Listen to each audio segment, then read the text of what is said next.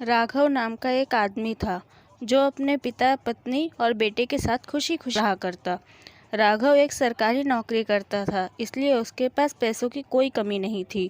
वह अपने बेटे से बहुत प्यार करता, उसकी हर एक ज़रूरत को बिना सोचे समझे पूरा करता।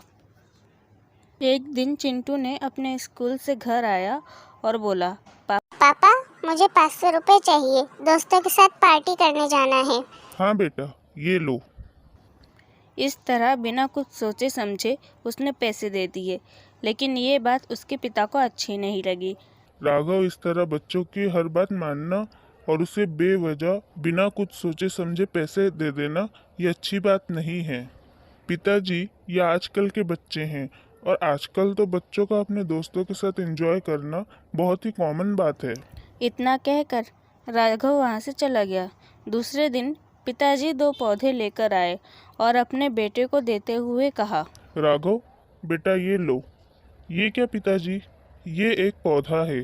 हाँ, पर आप इसे मुझे क्यों दे रहे हैं?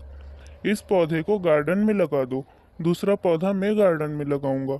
तुम इस पौधे की देखभाल करना और दूसरे पौधे की देखभाल मैं करूंगा।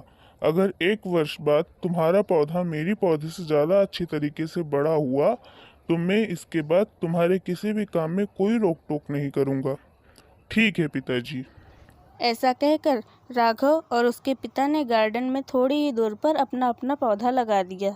जहाँ एक तरफ राघव अपने पौधे को समय समय पर पानी, फर्टिलाइज़र, खाद इत्यादि सब कुछ डालता, तो वहीं दूसरी तरफ उसके पिताजी केवल 1 गिलास सुबह और 1 गिलास शाम को पानी डालते। कुछ महीने यूं ही बीत गए। अब दोनों ही पेड़ थोड़े बहुत बड़े हो चुके थे। एक दिन जोर की आंधी आई, जिसमें राघव का पौधा गिर गया और दूसरी तरफ उसके पिता का लगाया हुआ पौधा वैसे का वैसा ही था।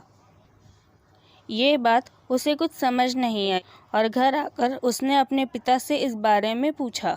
पिताजी, मैं तो अपने पेड़ पौधे को बराबर पानी डालता था, खाद देता, उन पर फर्टिलाइजर भी करता, और आपने केवल सुबह शाम 1 गिलास पानी डालते थे। फिर भी आपका पौधा वैसे का वैसा ही है और मेरा पौधा एक आंधी के झोंके की वजह से भी गिर गया।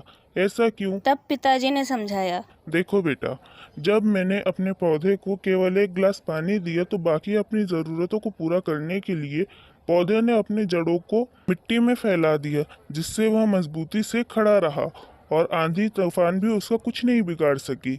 लेकिन तुमने अपने पौधे को आवश्यकता से ज़्यादा दिया, इसलिए उसे अपनी जड़ों को फैलाने की कभी ज़रूरत ही नहीं पड़ी और एक हल्की सी आंधी ने भी उसे उखाड़ कर फेंक दिया।